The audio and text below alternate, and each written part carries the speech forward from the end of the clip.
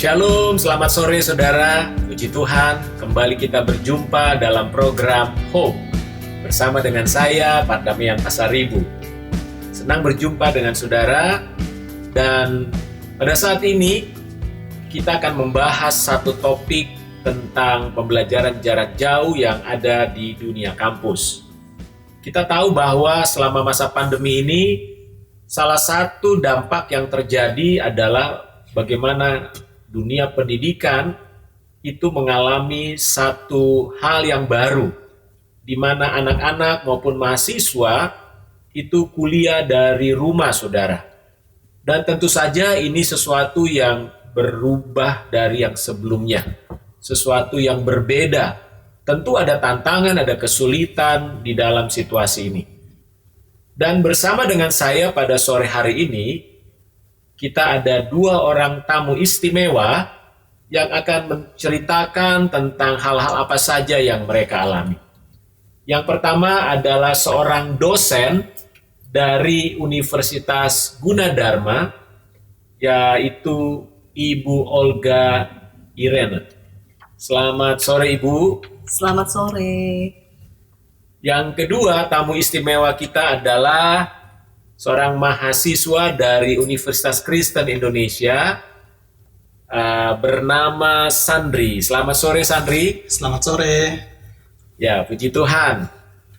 Nah, dalam percakapan kita pada saat ini ada beberapa hal yang ingin saya tanyakan kepada Sandri dan Ibu Olga. Nah, menyangkut tentang situasi PJJ, pembelajaran jarak jauh. Tentu ini sesuatu yang baru ya bagi mahasiswa, bagi Sandri. Nah, boleh sedikit cerita nih, apa tantangan yang Sandri alami dan juga kesulitan dalam masa PJJ ini? Baik, untuk PJJ sendiri, kalau saya melihat bahwa sebenarnya PJJ ini merupakan tantangan sendiri. Tantangan sendiri arti bahwa tantangan baru dalam kehidupan kita mahasiswa terkhususnya, di mana sebelumnya kita melakukan pembelajaran secara tatap muka atau biasa kita sebut offline, tapi tiba-tiba diganti berbasis online ya. Namun kalau untuk kita mengetahui tantangan yang ada di dalam PJJ sendiri, yang saya rasakan sendiri dalam perkuliahan itu sangat terlihat dalam bagaimana kendala signal itu terjadi di dalam proses pembelajaran. Itu sangat mengganggu aktivitas kami dalam pembelajaran, terkhususnya PJJ ini. Dan untuk tantangan itu, proses pembelajarannya jadi kalau mau dibilang itu ya terganggu, ada yang tidak efektif karena kendala-kendala signal ini. Seperti kalau saya cerita pengalaman saya dalam mengikuti PJJ ini, di mana kalau PJJ ini signalnya itu terganggu, aktivitas belajar kami itu mulai ya kalau bahasa kasarnya ya kacau, tidak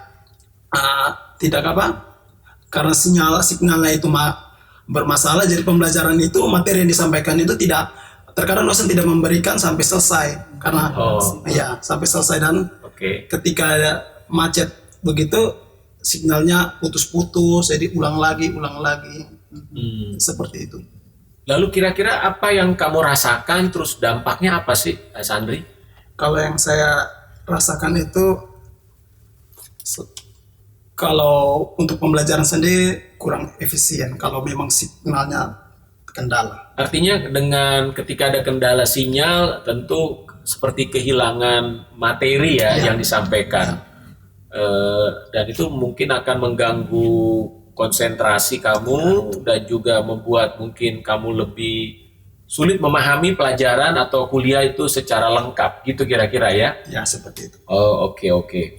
Nah, Bagaimana dengan Ibu Olga nih sebagai dosen ya? Dari sisi dosen nih, kira-kira gimana ya waktu proses pembelajaran jarak jauh ini? Apa kesulitan yang Ibu alami? Ya, sama seperti dengan Sandri mungkin ya. Yang jelas biasa kita pembelajaran secara tatap muka dan tiba-tiba kita nggak tatap mukanya dengan layar gitu ya, layar komputer atau layar laptop. Dan kita melihat mahasiswa juga harus, kalau lebih dari 25 kan mesti ya layarnya mesti di istilahnya mesti digeser-geser gitu ya, baru melihat ya. Ya itu termasuk kendala juga buat saya yang biasa mengajar secara tatap muka. Dan kalau kita ngajar tatap muka itu kan semua effort yang kita miliki sebagai dosen dan juga materi kita bisa sampaikan dengan lugas, dan kita bisa lihat mahasiswanya itu ya apakah mengerti atau tidak, kan itu sedikit kelihatan gitu. Tapi dengan online seperti ini ya kita akhirnya fokus dengan materi, nggak bisa kita lihat mahasiswanya gitu kan. Karena kita harus share screen, lalu kita akan membacakan materi itu gitu ya.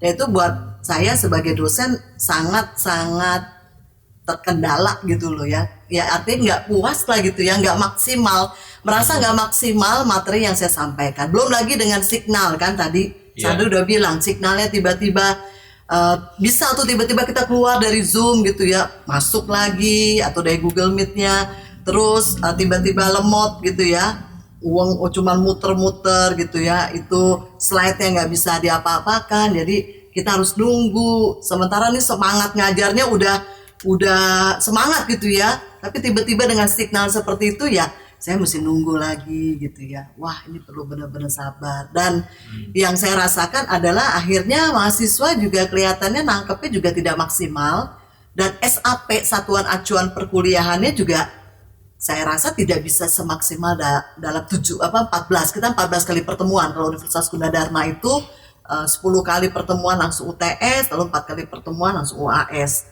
Saya nggak yakin itu 14 kali pertemuan apakah mahasiswa bisa terima dengan maksimal, dan saya menyampaikan materinya apakah pas 14 minggu itu pas dengan materinya.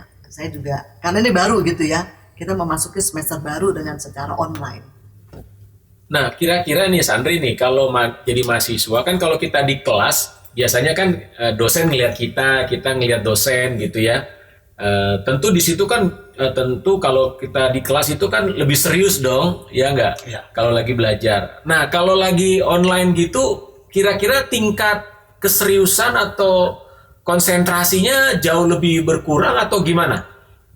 Kalau dari saya sendiri, tingkat keseriusan untuk belajar itu kurang apabila signalnya terganggu atau kendala. Dimana kalau signalnya ini terganggu, seperti tadi Ibu Odi bilang, tiba-tiba aplikasi yang kita pakai keluar sendiri, terus slide yang akan dibagikan atau yang dijelaskan dosen macet, jadi mesti tunggu lagi.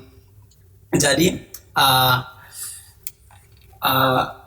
kalau untuk keseriusan belajarnya memang kurang, tapi di sini tindakan saya sebagai mahasiswa ya tetap sabar. Oke. Artinya walaupun belajar di secara online ya, kamu tetap berusaha untuk bisa konsentrasi ya. Mengikuti pelajaran dari dosen. Jadi konsentrasinya tetap sama walaupun dosen tidak ngelihat kita secara langsung kan. Beda kan kalau di kelas kita istilahnya gerak dikit aja pasti dosen tahu dong nih lagi ngapain nih gitu ya. Tapi kan kalau lagi di daring itu kan ya dosen nggak bisa memperhatikan detail gitu ya tiap orang seperti apa ya. Nah, jadi memang di sini tentu harus menjadi satu tanggung jawab pribadi nih untuk tetap bisa konsentrasi ya. Nah, pertanyaan saya sama Ibu Olga sebagai dosen, kan tadi ada tantangan-tantangan tuh, kesulitan yang menghadapi belajar secara daring ini. Tentu akan beda juga kan secara psikis ya, rasanya berhadapan dengan mahasiswa langsung maupun secara cuman melihat di laptop. Nah, apa yang Ibu lakukan untuk mengatasi semua kendala dan tantangan kesulitan itu? Kalau masalah kendala signal kan memang ya kita nggak bisa atasi gitu ya, karena itu memang jaringan secara nasional kan. Hanya memang perlu kesabaran aja untuk menyikapi signal yang up and down. Sama yaitu biasanya saya akan bilang sama mahasiswa, oke, videonya di close gitu ya, karena mungkin itu bisa membantu juga untuk jaringan, pemakaian jaringan kita. Jadi videonya di close gitu kan, tidak hanya mic-nya di close gitu, apa di mute, tapi video juga di close gitu. Terus ya yang kedua kalau soal jaringan itu ya, terus yang kedua ya memang kalau secara psikologis atau psikis gitu ya, karena nggak ngelihat mahasiswanya ya, dengan mau nggak mau videonya kan karena di close, kita nggak ngeliat lagi video ada yang gambar ya sesuai dengan tokoh-tokoh idola mereka kan, jadi saya lihat tokoh-tokoh aja bukan lihat orangnya gitu kan selama ngajar, biar maksudnya agar signalnya tetap baik gitu lah penerimaannya ya udah pasti nggak ada touching gitu ya, nggak ada sentuhan secara kasat mata gitu ya. Nah, itu bedanya kalau kita mengajar secara offline dan online gitu. Dan juga sebagai dosen mungkin tidak bisa tahu itu mahasiswanya lagi tidur, iya betul, atau gimana tuh kalau lagi dibuat cuman fotonya aja ya. Betul ya. Tapi ya bersyukurnya mahasiswa-mahasiswa itu saya udah bilang pokoknya pakaian harus rapi, masalah pinggang ke bawah udahlah ya, itu yang tahu masing-masing ya, mau pakai celana pendek, pakai sarung gitu kan ya, terserah, pokoknya di layar waktu absen saya melihat itu rapi gitu ya, baik rambutnya rapi, yang wanita dandanannya juga rapi gitu ya, dan saya juga sebagai dosen saya pasti tampilkan yang pinggang ke bawah itu dengan rapi gitu loh. Jadi ya itu yang kita alami sih sebagai dosen yang studentnya gitu kali ya. Tapi ada nggak yang Ibu lakukan misalnya untuk memotivasi mahasiswa gitu supaya mereka tetap konsentrasi atau memastikan bahwa mereka tuh tetap dengerin kuliah Ibu gitu? Oke. Karena saya ngajar anak-anak mahasiswa baru ya tingkat 1. Kalau saya lihat absennya gitu dari partisipan, karena saya pakai Zoom, biasanya saya pakai Zoom, itu partisipannya full tuh. Jadi misalnya mahasiswa saya 42, 40, saya lihat wah hadir semua. Nggak tahu apakah mungkin karena baru tingkat 1 gitu masih kan. Rajin-rajin lah ya. Masih rajin dan menggunakan teknologi yang baru. Buat mereka juga sesuatu yang baru dan itu exciting gitu loh ya. Ya so far sih belum ada tuh yang sampai jadi 20 atau 25, selalu full. Ya kelasnya tuh full. Saya lihat dari partisipan gitu ya. Dan motivasi saya sih paling ya sedikit inilah tidak terlalu serius dalam mengajar juga, karena saya tahu nggak mudah juga belajar secara daring buat mereka juga, walaupun mereka anak-anak milenial lah gitu ya. Saya biasanya suka kasih intermezzo dengan tanya kabarnya gimana gitu ya, kita coba diskusi tentang kesehatan gitu ya, protokol kesehatan, terus gimana menurut kamu pandemi ini, terus apa yang kamu lakukan, ya itu intermezzo aja. Terus baru lanjut lagi ke materi untuk menyelesaikannya. Jadi kita buat coba sedikit relax tapi agak nyampe lah materinya gitu. Oke, ini kan berarti sesuatu yang baru ya di dalam dunia kampus ya. Nah, lalu apa hal baru juga yang mungkin Sandri pelajari atau lakukan di dalam belajar PJJ ini? Kalau hal baru yang saya temui ya, gimana sebelumnya itu kan kita kan jarang menggunakan aplikasi-aplikasi kan, tapi dengan PJJ ini kita mengharuskan diri untuk menggunakan aplikasi tersebut. Dengan ini hal-hal atau keadaan seperti ini mengajak kita untuk mempelajari teknologi yang ada sekarang. Itu dengan arti perkembangan teknologi ini menuntut kita untuk harus menguasai teknologi ini. Jadi tadinya nggak pernah pakai aplikasi tertentu, akhirnya jadi belajar ya. Mau tidak mau harus. Ya, Tapi ada sesuatu juga tentu manfaatnya Iya, ya manfaatnya. dengan belajar teknologi tersebut ya. Karena kan dulu kita nggak pernah pakai Zoom misalnya atau Google Meet gitu ya. Tapi dengan situasi ini kita jadi belajar, bahkan kita bisa memanfaatkan bukan hanya untuk kuliah ya kan. Ya. Kita bisa pakai juga berkomunikasi dengan teman-teman yang lain gitu ya. Nah, oke, itu tadi tantangan, kesulitan yang kita alami. Tapi ada nggak yang kita syukuri dengan situasi ini? Yang sebagai mahasiswa maupun sebagai dosen, apa yang disyukuri? Kalau dari saya sih, yang saya syukuri bahwa dengan PJJ ini saya mendapat hikmah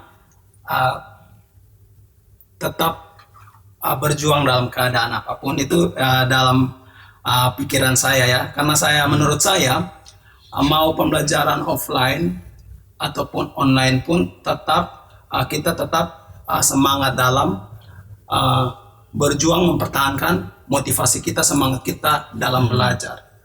Terus kalau untuk saya sendiri hal yang disyukuri ya gimana kalau dengan PJJ ini saya lebih mengirit uang transport saya untuk ke kampus. Oh gitu ya. Ya. Itu penting banget tuh bagi mahasiswa ya.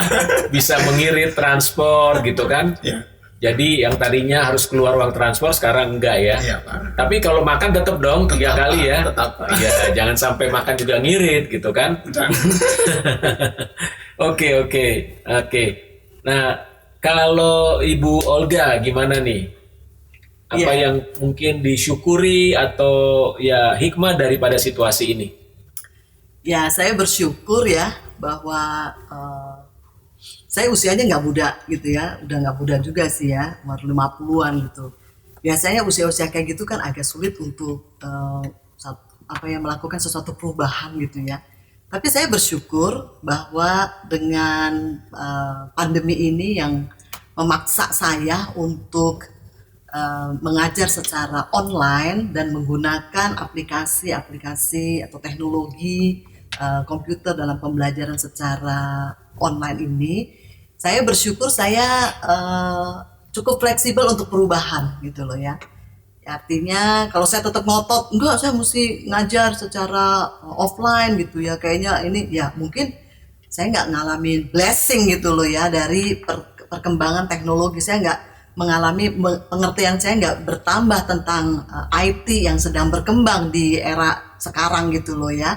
Dan saya bersyukur untuk itu gitu ya. Dan yang kedua, ya saya bersyukur juga banyak waktu saya yang harusnya kalau ngajar itu kan cukup lama ya, karena perjalanan saya dari rumah di Jakarta sementara ngajarnya di Depok, pulang pergi itu waktunya nggak cukup 1 jam gitu loh ya, bisa 2 jam, belum macetnya. Nah, saya bersyukur waktu saya itu bisa saya dedikasikan atau saya bisa berikan buat keluarga gitu ya. Jadi saya nggak perlu keluar rumah untuk mengajar, saya bisa ngatur rumah ya, melihat suami dan anak-anak. Itu buat saya satu blessing gitu ya dari PJJ ini. Baik, puji Tuhan. Jadi dari percakapan kita saat ini, saya bisa menyimpulkan bahwa PJJ memang adalah sebuah tantangan baru bagi dunia kampus ya. Tetapi di balik tantangan ini ada peluang-peluang juga yang kita dapatkan. Antara lain dengan adanya PJJ ini kita belajar teknologi ya, bagaimana memanfaatkan teknologi. Dengan demikian kita bisa tetap menjalankan aktivitas kita tanpa kehilangan tujuannya. Lalu yang kedua adalah saya melihat bahwa ternyata dalam PJJ ini kita bisa menggunakan waktu-waktu kita dengan lebih efektif dan efisien lagi. Misalnya kalau tadinya kita harus ke kampus ya, tentu kan itu membutuhkan waktu, apalagi Jakarta dengan kemacetannya. Tapi dengan PJJ ini kita hanya belajar di rumah dan kita tidak perlu keluar rumah, sehingga waktu kita yang harusnya mungkin 1 jam perjalanan, tapi kita bisa menggunakan untuk keluarga misalnya ya, atau bahkan bagi mahasiswa waktu untuk belajar harusnya jauh lebih banyak dong ya. Dan yang ketiga adalah biaya ya. memang ada biaya pulsa, tapi saya pikir biaya transport jauh lebih besar ya untuk Jakarta ya. Jadi ada penghematan. Nah, puji Tuhan. Jadi saudara-saudara, ternyata di balik dari PJJ ini atau di balik kesulitan ini ada hal-hal positif yang kita dapatkan. Dan satu poin lagi di dalam kesimpulan kita adalah bahwa kesulitan sebesar apapun ya selalu membutuhkan semangat di dalam diri kita dan juga ketekunan dan sikap pantang menyerah. Karena kalau kita mau menghadapi kesulitan itu dan berhasil melewatinya, maka dibutuhkan sikap yang tekun dan pantang menyerah. Nah, saya teringat dari firman Tuhan yang diambil dari Roma 5 ayat 34. Saya akan bacakan demikian. Dan bukan hanya itu saja, kita malah bermegah juga dalam kesengsaraan kita, karena kita tahu bahwa kesengsaraan itu menimbulkan ketekunan. Dan ketekunan menimbulkan tahan uji, dan tahan uji menimbulkan pengharapan. Saudara-saudara, dari firman Tuhan ini kita diingatkan bahwa ketika saudara menghadapi kesulitan, tantangan, bahkan yang namanya kesengsaraan sekalipun, maka Tuhan bilang engkau harus bertekun menghadapinya. Jangan menyerah, jangan mundur, jangan mengambil langkah lari dari situasi itu, tapi terus berhadapan dengan kesulitan itu, terus bertahan dalam kesulitan itu. Dan buah daripada ketekunan saudara menghadapi tantangan dan kesulitan adalah engkau akan tetap memiliki pengharapan, dan ketika engkau memiliki pengharapan, engkau akan melihat jalan keluar. Percayalah bahwa di balik semua kesulitan selalu ada jalan keluar yang Tuhan sediakan bagi kita, bagi orang-orang yang percaya kepada Tuhan. Puji Tuhan, kita bersyukur untuk perbincangan kita saat ini. Dan sebelum kita menutupnya, saya mau mengajak kita berdoa terlebih dahulu. Mari kita berdoa.